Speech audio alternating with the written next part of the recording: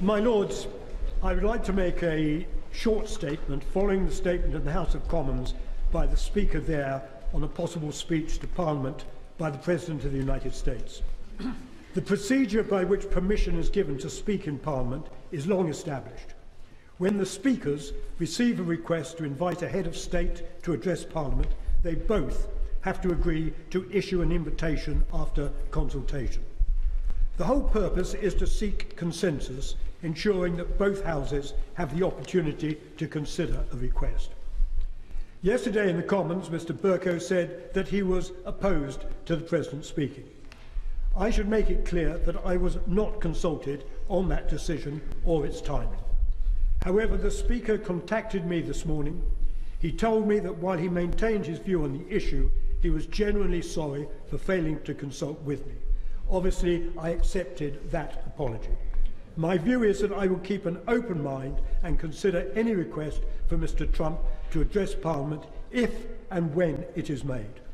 I do not intend to argue the case for or against Mr Trump's visit. That is not my role as Speaker.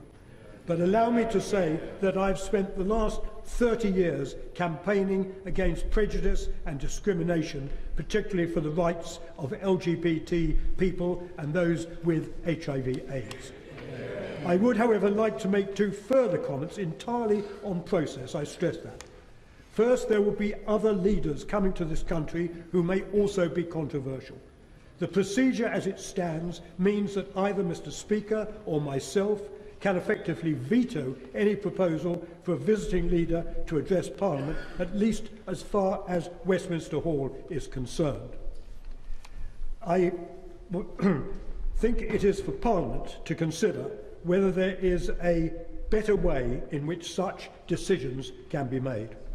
Second, for the time being, there may be a situation where one of the Speakers decides he cannot agree. Before we reach this point, there should be, at the very least, some effort to reach consensus and a serious discussion on what the decision should be. I hope that we can now return to that previous practice.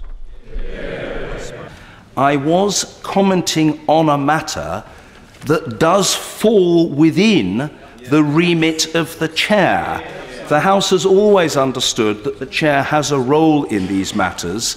If the honourable gentleman disagrees with the means of my exercising it, that is one point, or if he doesn't always approve of my manner, I can't think that he imagines me too robust for his liking, but I was honestly and honourably seeking to discharge my responsibilities to the House. I think in the interest of the House we should move on to other matters, but I thank him for what he said.